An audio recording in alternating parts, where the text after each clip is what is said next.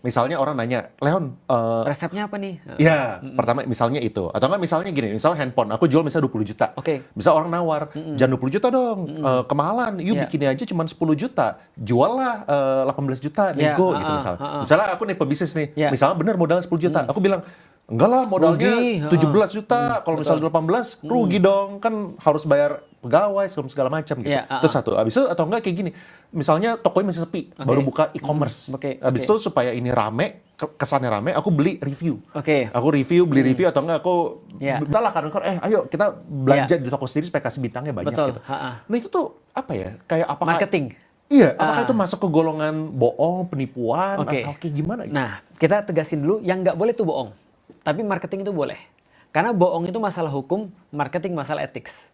Nah, hukum punya logika hukum, ethics itu logika hukumnya beda. Karena logika hukum ethics itu biasanya suka dan nggak suka, like and dislike. Meskipun efek daripada ethics kadang-kadang bisa lebih parah daripada efek hukum.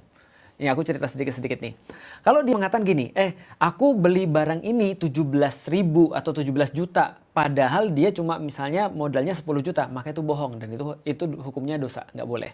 Tapi kalau dia bilang aku modalnya nggak nyampe gitu, karena aku kan harus bayar orang, itu boleh, karena itu marketing, itu ethics kan itu kan ya. Contoh misalnya, kasusnya kemarin yang lagi rame tuh, kosmetik misalnya, salah satu kenalanku juga tuh, orang bilang dia overclaim misalnya. Nah itu masalah ethics, bukan masalah hukum. Klaim dia punya ini, tapi pembahasaannya ternyata tidak seperti itu. Itu tidak bohong, tapi itu ethics. Nah, tapi problem ethics bisa jadi lebih besar daripada problem hukum. Karena bisa jadi, contoh kayak gini deh. Ada orang beli tanah, dia sudah ngurus semua izinnya, secara pemerintah legal dia boleh mendirikan bangunan di situ.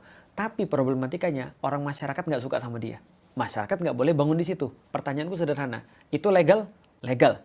Secara hukum boleh? Boleh. Tapi secara etik problematik. Maka dia tetap nggak bisa bangun di situ.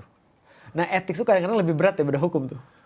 Dan biasanya maksudnya hukumannya ini lebih ke impact langsung ke bisnisnya sendiri gitu. Betul. Maksudnya. Bukan dari... Betul. Bukan dari yang